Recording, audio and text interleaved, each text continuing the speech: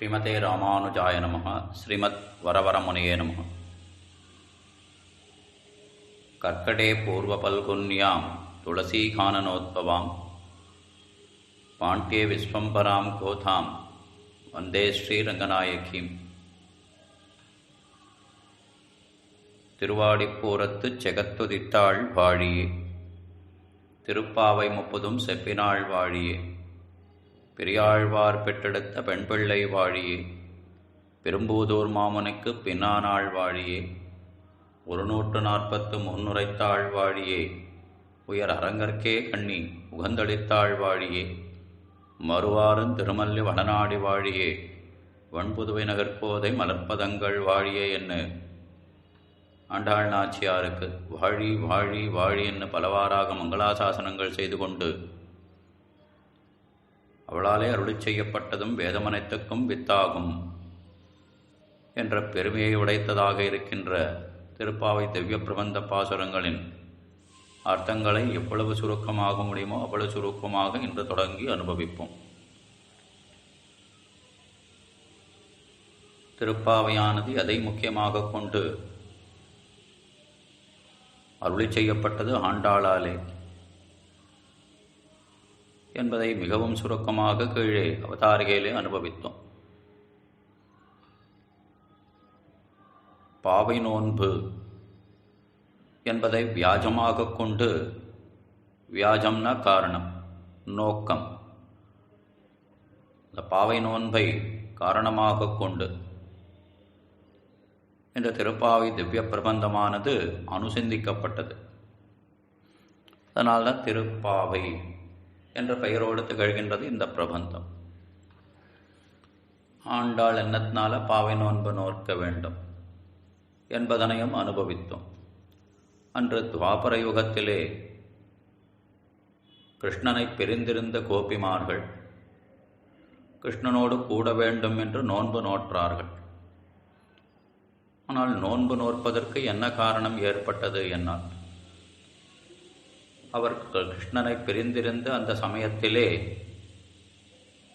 நாட்டில் மழை இல்லாமல் போயிற்று. ஆக நாட்டில் மழை பெய்ய வேண்டும் என்னால் தங்கள் பெண்டுகளை வைத்து நோன்பு நோக்க வேண்டும் என்று பெரியோர்கள் தீர்மானித்தார்கள். இதுதான் சமயம் என்று பெண்களும் நோன்பு நோக்க புறப்பட்டார்கள். என்னத்தினால அந்த கோபிமார்கள் கிருஷ்ணனை பிரிந்திருந்தார்கள் என்னால் கிருஷ்ணனை கண்டாலே பெரியோர்களுக்கு தந்தைமார்களுக்கு விரோதம். எதனால் என்னில் இந்த கிருஷ்ணன் துஷ்டன், மாலாய் பிறந்த நம்பியை மாலே செய்யும் மணாளனைன்னு நாச்சியார் திருமொழியில் ஆண்டாள் அருளிச் செய்கின்றார். பெண்களிடத்திலே காதல் செய்பவன், பெண்கள் தன்னிடத்திலே காதல் செய்யும்படி செய்பவன், அதான் மாலாய் பிறந்த நம்பியை என்று பெண்களிடத்திலே தன்னுடைய மொத்த காதலையும் செய்பவன், மாலே செய்யும் மணாளனைன்னு அந்த காதல் அனைத்தையும் அவர்கள் தனக்கு திருப்பி செய்யும்படி செய்பவன். இப்படி இருக்கிற கிருஷ்ணன் கண்ணில் தங்களுடைய பெண்கள் பட்டுவிட்டால் பெண்களுக்கு ஆபத்து என்பதனாலே கிருஷ்ணன் கண்களிலிருந்து அவர்களை மறைத்து வைப்பதற்காக வீட்டுக்குள்ளே பூட்டி வைத்த அந்த சமயம் பார்த்து நாட்டிலே மழையில்லாமல் போயிற்று. பெண்கள் நோன்பு நோற்றால் மழை பொழியும் என்று அறிந்து பெண்கள் நோன்பு நோற்பதற்கு வெளியே அனுமதிக்கப்பட்டார்கள். அப்படி நோன்பு நோற்பது என்பது ஒரு வியாஜம். நாட்டாருக்கு மழை வேண்டும், அதே சமயம் தங்களுக்கு கிருஷ்ணன் வேண்டும். அந்த நோன்பு நோற்பதற்கு வேண்டிய அந்த என்னென்ன உபதேசங்கள் இருக்கோ, என்னென்ன கொள்கைகள் இருக்கோ அனைத்தையும் கிருஷ்ணனே தெரிவிக்க வேண்டும் என்று நாட்டார் நிர்ணயித்திருந்தார்கள். இதுவும் அந்த கோபிமார்களுக்கும் கிருஷ்ணனுக்கும் மிகவும் ஆதரவான விஷயமாயிற்று. இதனால் கிருஷ்ணனும் பெண்களை சந்திக்கலாம், பெண்களும் கிருஷ்ணனை சந்திக்கலாம் என்று அதனை வியாஜமாக கொண்டு அந்த கிருஷ்ணானுபவமானது செய்யப்பட்டது அந்த கோபிமார்களாலே என்பதை அறிந்த ஆண்டாள் தானும் இப்பொழுது அந்த எம்பெருமானை பிரிந்திருக்கின்றாளே, ஆகையால் தானும் அந்த பாவை நோன்பை அனுஷ்டிக்க புறப்பட்டாள். இப்படி பாவை நோன்பு அனுஷ்டித்து கிருஷ்ணனோடு கூட வேண்டும் என்ற அவாவோடு அப்படிப்பட்ட உயர்ந்த ஒரு பிராகாரத்தை ஆண்டாள் தானும் செய்யத் தொடங்கினாள். இதுவே திருப்பாவை திவ்ய பிரபந்தமானது தோன்றுவதற்கு மிக முக்கியமான காரணமாயிற்று. திருப்பாவை என்ற பெயரோடையே திகழ்கின்றது.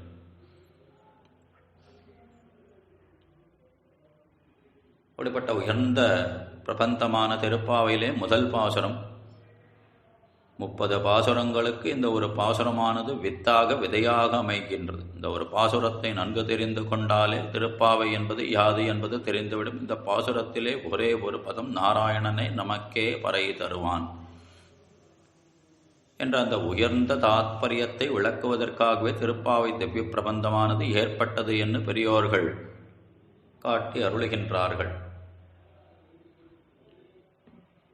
மார்கழித் திங்கள் மதி நிறைந்த நன்னாளால் நீராடப் போதுவீர் போதுமினோ நேரிழையீர் சீர்மல்கும் ஆய்ப்பாடிச் செல்வச் சிறுமீர்காள் கூர்வேல் கொடுந்தொழிலன் நந்தகோபன் குமரன் ஏறார்ந்த கண்ணி யசோதை இளஞ்சிங்கம் கார்மேனிச் செங்கண் கதிர்மதியம் போல் முகத்தான் நாராயணனே நமக்கே பறை தருவான் பாரோர் புகழப் படிந்து ஏலோ எம்பாவாய். இந்த முதல் பாசுரமானது ஆண்டாளாலே திருப்பாவையில் அருளி செய்யப்பட்டுள்ளது. நோன்பு நோற்கப் போகின்ற காலமானது மிகவும் விசேஷமான காலமாக, நல்ல சமயமாக அமைந்திருக்கின்றது. அதனை அடியொற்றி மார்கழித் திங்கள் மதி நிறைந்த நன்னாளால் என்று அறிவிக்கின்றாளான். மாசங்களிலே நான் மார்கழியாக இருக்கின்றேன் என்று கண்ணபிரானை கீதாசாஸ்திரத்திலே திருவாக்கு மலர்ந்தருளிருக்கின்றபடி. ஆக மாசங்களில் தலை சிறந்ததாக இருக்கின்றது மார்கழி மாதம். இன்னத்தால மாசங்களில் மார்கழி அப்படி சிறப்புடனே திகழ்கின்றது என்னால் மார்கழி, மார்கசீர்ஷம். மார்க்கம்னா வழி, ஒரு இலக்கை அடைவதற்கு உண்டான வழியாக இருப்பது. இலக்கு யாது என்னால் புருஷோத்தமனான கண்ணபிரான். அந்த கண்ணபிரானை அடைவதற்கு இது ஒரு வழியாக இருக்கின்றது மார்க்கம். சீர்ஷகம்னா தலைப்பான ஒரு விஷயம், தலையான ஒரு விஷயம், மேலான ஒரு விஷயம், சிறந்த ஒரு விஷயம். ஆக மார்கசீர்ஷம் என்று அந்த கண்ணனை அடைவதற்கு உண்டான சத்வோத்தரமான மாசமாக இருக்கின்றது. ஹேமந்த ருத்துனா அந்த ருத்துவில் 2 மாசங்கள். அதில் முதல்ல மார்கழி இருக்கு, பிற்பாடு தை மாசமானது இருக்கின்றது. ஆக மார்கழி திங்கள் மதி நிறைந்த நன்னாள்னு தெரிவிக்கின்றாளே அப்படின்னா, சத்வோத்திரமான சமயம் என்பது ஒரு நாளிலே எப்பொழுது கைகூடி இருக்கும் என்னால் இந்த பிராமிய முகூர்த்தமான சூரியோதயத்திற்கு முற்பட்டதான அருணோதய எப்பொழுது காலை 4 மணி முதல் என்று வைத்துக் கொள்ளலாம், அல்லது 5 மணியிலிருந்து என்று வைத்துக் கொள்ளலாம். 6 மணி வரை பிராமிய முகூர்த்தம் என்று கொண்டாடப்பெறுகின்றது. ஆக மார்கழி மாசத்திலே விடியலிலே எழுந்து கண்ணனுக்கு பலவாராத திருவாராதனங்கள் எல்லாம் செய்கின்றோம் எனால் இந்த பிராமிய முகூர்த்தத்திலே நாம் செய்யும் அந்த திருவாராதனமானது கண்ணனை சென்று அடைகின்றது. அதனாலே நமக்கு பல நன்மைகள் ஏற்படுகின்றது. நன்மைகள்னா லௌகீக நன்மைகளும் சரி, ஆன்மீகமான நன்மைகள், கண்ணனையே பெறக்கூடிய ஒரு மிகச்சிறந்த உபாயத்தை அளிக்கின்ற மார்க்கமாக இருக்கின்றது மார்கசீர்ஷம் என்னும் மார்கழி மாதம். திருவயத்தேன உற்சவமானது நடக்கின்ற மாதமாக இருக்கின்றது. அப்படிப்பட்ட உயர்ந்த மாதம் மார்கழி திங்கள். இதற்கு மேற்பட்டு நமக்கு ஒரு ஆண்டு காலம் என்பது தேவர்களுக்கு ஒரு நாளாக அமைகின்றது. நமக்கு ஒரு ஆண்டு காலம்னு வச்சுட்டோமானா 6 மாதங்கள் தட்சிணாயன காலம். ஆடி மாதம் தொடங்கி தை மாதம் பிறக்கும் வரை தட்சிணாயனம். தை மாதம் தொடங்கி ஆனி மாதம் வரை நமக்கு உத்தராயணம். ஆக தட்சிணாயனம் என்பது இரவு பொழுது, உத்தராயணம் என்பது பகற்பொழுது. நமக்கு காலை 6 மணி முதல் மாலை 6 மணி வரை பகற்பொழுது, மாலை 6 மணி முதல் காலை 6 மணி வரை இரவு பொழுது.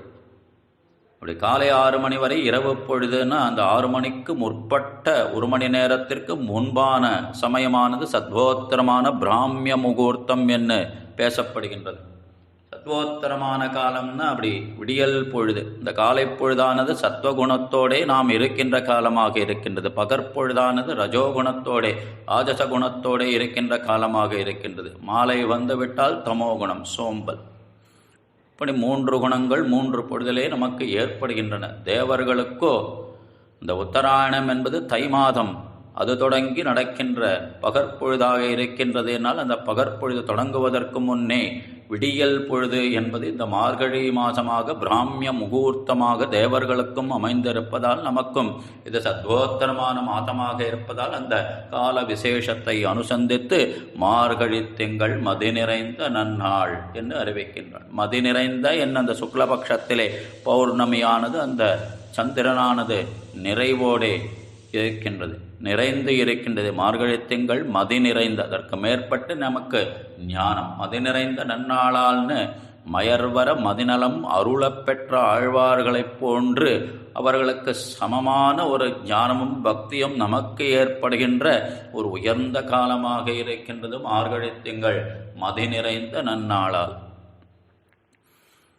அப்படிப்பட்ட மார்கழி மாசத்திலே பாவை நோன்பை அனுஷ்டிக்க புறப்படுகின்றாள் ஆண்டாள். தானும் தன்னையும் கோபிமார்களிலே ஒருத்தியாக கருதி கொண்டு அப்படி கிருஷ்ணானுபவம் செய்ய புறப்படுகின்றாள் என்னால் தனி ஒருத்தியாக பகவானை அனுபவித்தல் கூட. ஒரு நல்ல பதார்த்தம் இருக்கின்றது, அதனை தனியே புசிப்பது தவறு என காட்டுகின்றார்கள். எல்லோரும் சேர்ந்து புசிக்க வேண்டும். அதை போன்றே ஸ்ரீ கிருஷ்ணானுபவம் எல்லோரும் சேர்ந்தே அனுபவிக்கப்பட வேண்டிய பகவத் அனுபவம். அந்த பகவத் அனுபவத்திற்கு எல்லோரையும் துணைக்கு அழைக்கின்றாள். யாருக்கெல்லாம் விருப்பம் இருக்கின்றதோ எல்லோரும் வாருங்கோள், எல்லோரும் வாருங்கோள் என்று அழைக்கின்றாள். நீராடப் போதுவீர் போதுமினோ நேரிழையீர். நீராட்டம்னா கிருஷ்ண நீராட்டம் இவர்களுக்கு. அந்த பாவை நோன்பு அனுஷ்டிப்பதற்கு செல்கின்றார்கள். அப்படி நீராடிவிட்டு யமுனைத்துறையிலே படிந்து குடைந்து நீராடிவிட்டு அந்த நோன்பை தொடங்க வேண்டும். நாட்டாருக்கு மழை பெய்ய வேண்டும் என்று நோன்பு, தங்களுக்கு கிருஷ்ணன் வேண்டும் என்ற நோன்பு. ஆக கிருஷ்ண நீராட்டத்திற்காக ஒன்றோ இவர்கள் புறப்படுகின்றார்கள். கிருஷ்ண தடாகம், ஒரு தடாகத்திலே நாம் இறங்குகின்றோம் என்னால் தனியே இறங்கினால் நம்மை அது இழுத்து கொண்டு சென்று விடுமே. ஆகையால் துணைக்கு ஆள் சேர்த்து கொண்டு செல்ல வேண்டும். நல்ல காலழுந்து நிறுத்தம். ஆக அது கிருஷ்ண தடாகமாகையாலே அந்த கிருஷ்ணானுபவத்திற்கு எல்லோரையும் துணைக்கு அழைக்கின்றாள். யாருக்கெல்லாம் விருப்பம் இருக்கின்றதோ நீராடப் போதுவீர் போதுமினோ வாருங்கோள் என்று அழைக்கின்றார். நீராடப் போதுவீர் போதுமினோ நேரிழையீர்னு, நேரிழையீர்னா நல்ல ஆபரணங்களையெல்லாம் அணிந்து கொண்டிருக்கின்ற திருவாய்ப்பாடி பெண்கள், அந்த சிறுமியர்களையெல்லாம் நீராடப் போதுவீர் போதுமினோ நீரிழையீர். அதற்கு மேற்பட்டு அந்த தேசத்தின் விசேஷமானது பேசப்படுகின்றது. சீர்மல்கும் ஆய்ப்பாடி, இன்னத்தினால சீர்மல்கும் ஆய்ப்பாடினா அந்த விபவத்தில் கண்ணபிரான் இந்த திருவாய்ப்பாடியிலே வசிக்கின்றான். ஏதோ நித்தியசூரிகளுக்கு தலைவனாக ஸ்ரீவைகுண்டத்திலே இருந்துவிட்டால் அங்கு அவனுடைய மேன்மை மட்டுமே பிரகாசிக்கும். நீர்மையான அந்த சௌலபியமானது அங்கே எடுபடாது, அதற்கு அங்கே அவசியம் இல்லாதபடிக்கு இருக்கின்றது. ஆனால் இந்த கர்மமண்டல பூமியான திருவாய்ப்பாடியிலே கண்ணன் வசிக்கின்றான் என்றால், நித்தியவாசம் செய்கின்றான் என்னால், சீர்மல்கும் ஆய்ப்பாடி என்ன அவனுடைய குணங்கள் எல்லாம் நன்கு பிரகாசிப்பதற்காகவே அந்த திருவாய்ப்பாடியிலே இவர்களோடு ஒன்றர கலந்திருக்கின்ற கண்ணபிரான் சீர்மல்கும் ஆய்ப்பாடி என்ன அந்த பகவானே இங்கே வாசம் செய்கின்றானே. தன்னுடைய குணங்களை எல்லாம் வெளிப்படுத்துவதற்காக பத்துடையடியவர்க்கு எளியவன் பிறர்களுக்கரிய வித்தகன் மலர்மகள் விரும்பும் நம் அரும்பெறடிகள் மற்றொரு கடைவெண்ணை களவில் ஒரு விடையாப்பொண்டு எத்திரம் உரலினோடு இணைந்து இருந்து ஏங்கி எளிவென்று தன்னுடைய சௌலபியத்தை காட்டுவதற்காக அந்த வெண்ணையை திருடி அதனாலே யசோதையாலே கட்டப்பட்டு கட்டுண்டு கிடந்தானே கண்ணபிரான். அவனுடைய குணமானது இங்கே நன்கு வெளிப்படுவதற்காக திருவாய்ப்பாடியிலே வாசம் செய்தானே. சீர்மல்கும் ஆய்ப்பாடி செல்வச் சிறுமீர்கள்னு அந்த பெண்களின் பெருமையானது பேசப்படுகின்றது. முதல்ல மார்கழி திங்கள்னு கால விசேஷம் பேசப்பட்டது. சீர்மல்கும் ஆய்ப்பாடி என்ன தேச விசேஷம் பேசப்பட்டது. இங்கே பெண்களின் விசேஷமாக செல்வச் சிறுமீர்கள் என்ன பேசப்படுகின்றதேனா, இந்த யவ்வன பருவத்திலே கோபிமார்களோட குறவை கூத்தாட்டம் எல்லாம் செய்தருளினானே கண்ணனோடு அந்த குறவை கூத்தெல்லாம் ஆடுவதற்கு ஏற்ற பருவத்தையுடைய பெண்கள் என்பதாலே கண்ணனோடு அப்படி சேர்ந்து அனுபவிக்க நிலையுடைய பெண்களாலே சீர்மல்கும் ஆய்ப்பாடு செல்வச் சிறுமியர்கள் என்று அவர்களுடைய பெருமையை அறிவித்தாள். எல்லோரையும் அழைத்து இந்த கிருஷ்ணன் யார் என்பதை அறிவிக்கின்றாள். நந்தகோபன் குமரன், வெறும் நந்தகோபன் குமரன் சொல்லியாச்சுன்னா அவருக்கு ஒன்றும் பெருமை இல்லை. இந்த நந்தகோபருடைய பெருமையானது எப்படிப்பட்டதாக இருந்தது என்னால், கூர்வேல் கொடுந்தொழிலன் நந்தகோபன் குமரன். என்ன கூர்வேல் கொடுந்தொழிலன்னா, தன் கையில் ஒரு கூரிய வேலை வைத்து கொண்டு போவோர் வருவோரையெல்லாம் வெட்டி சாய்த்தாரா கொன்று முடித்தாரா என்று அப்படியெல்லாம் ஒன்றுமில்லை. இப்படிப்பட்டவர் இல்லை நந்தகோபர் ஒரு காலம். அப்போ என்னத்தினால கையில் வேலை வச்சுட்டு கூர்வேல் கொடுந்தொழிலன் நந்தகோபரன் பேசணும்னா, கண்ணனுக்கு திருவாய்ப்பாடியில் எங்கெல்லாம் ஆபத்துக்கள் இருக்கின்றன, புல் பூண்டுகள் கூட அசுரனாக வந்து கண்ணனை அழிப்பதற்காக காத்து கொண்டிருக்கின்றன என்பதால், ஏதோ ஒரு சக்கரத்தின் வடிவில் ஒரு அசுரன் வந்தான், ஒரு பேயின் வடிவில் ஒரு திப்பூதனை என்று ஒருத்தி வந்தாள். இப்படி எங்கெங்கெல்லாமோ அசுரர்களை நிறுத்தி வைத்திருந்தான் கம்சன் கண்ணனை கொல்வதற்காக.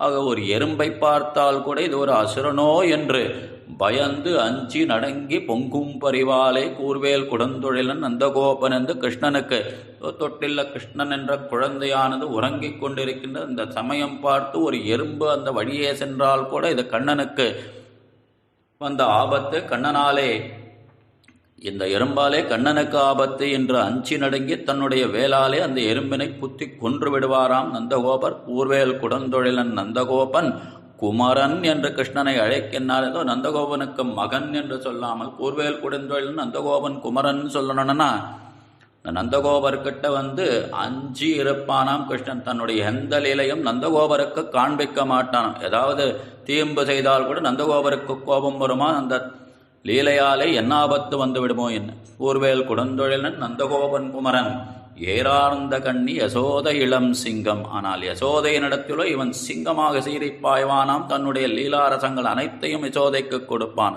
அப்படி கண்ணன் செய்கின்ற லீலைகளை எல்லாம் பார்த்து பார்த்து பார்த்து அவருடைய கண்களிலே அழகானது கூடிக்கொண்டே சென்றதாம். ஏறார்ந்த கண்ணி என்று நல்ல அழகு பொருந்திய கண்களை உடையவளான யசோதைக்கு இளம் சிங்கக்குட்டி போன்ற இருந்த கண்ணன். கூர்வேல் கொடுந்தொழிலன் நந்தகோபன் குமரன் ஏறார்ந்த கண்ணி யசோதை இளம் சிங்கம் கார்மேனி செங்கண் கதிர்மதியம் போல் முகத்தான் கண்ணுடைய வடிவழகை பேசுகின்றாள். கார்மேனி என்ன அந்த கருத்த திருமேனியை உடைய கண்ணபிரான். கருவுடை மேகங்கள் கண்டால் உன்னை கண்டால் ஒக்கும் கண்கள் அந்த கருத்த மேகங்களை பார்த்தால் கண்ணபிரானை போன்றே இருக்கின்றது. என்ன ஆழ்வார்கள் பாசுரங்களை அருளை செய்கின்றாலே கருத்த திருமேனியை உடைய கண்ணபிரான் என்பதால் கார்மேனி. திருமேனி தான், உடம்பு தான் கருப்பாக இருக்குமே தவிர கண்கள் வந்து அப்படி செவந்த கிடக்குமா செங்கண்.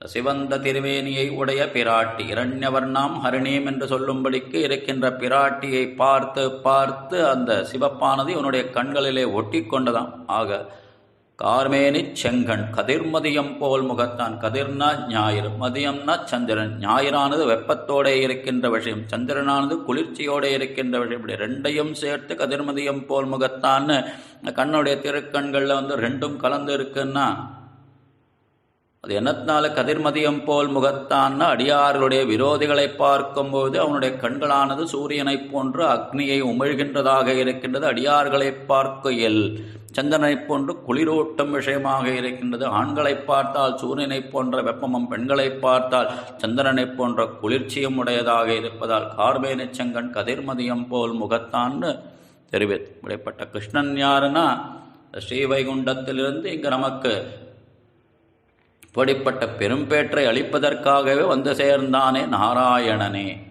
என்ன அவனுடைய ஆதாரமான விஷயத்தை தெரிவித்து நாராயணனே எல்லோருக்கும் ஆதாரம். நாராயண பரபிரம்ம தத்துவம் நாராயண பரகா நாராயண பரோ ஜோதிராத்மான்னு பேசுகிறாளே வேதாந்தத்தில். ஆக நாராயணனே நீங்கள் தெரிவிக்கின்றாள்னா மாம் ஏகம் சரணம் பிரஜ, எல்லா தர்மங்களையும் விட்டு என் ஒருவனையே தர்மமாகப்பற்று, என் ஒருவனையே சரணமாகப்பற்று, எல்லா புருஷார்த்தங்களையும் விட்டு என் ஒருவனையே புருஷார்த்தமாகப்பற்றுன்னு கண்ணபிரான் இந்த கீதா சாஸ்திரத்திலே உபதேசித்தானே. நாராயணனே என்ன அவனே புருஷார்த்தம், அவனே வழி. ஒரு புருஷார்த்தம்னா அதை அடைவதற்கு உண்டான வழியாகவும் அவனே இருக்கின்றான். மாம் ஏகம் சரணம் பிரஜ சர்வதர்மான் பரித்யஜ்ய, எல்லா தர்மங்களையும் விட்டு என் ஒருவனையே சரணமாகப்பற்று, என்னையே புருஷார்த்தமாக கொள், என்னை அடைவதற்கு என்னையே உபாயமாக வழியாக கொள் என்று உபதேசித்து அருளினானே. ஆக நாராயணனே என்ற ஏகாரத்தாலே அவனே நமக்கு புருஷார்த்தம், அவனே நமக்கு அவனை அடைவித்து தருகின்ற வழியாக இருக்கின்றான் நாராயணனே. நமக்கே என்ன தெரிவிக்கின்றாள் என்னால் அவனே புருஷார்த்தம் அவனே உபாயம் என்று இருக்கின்ற நமக்கே.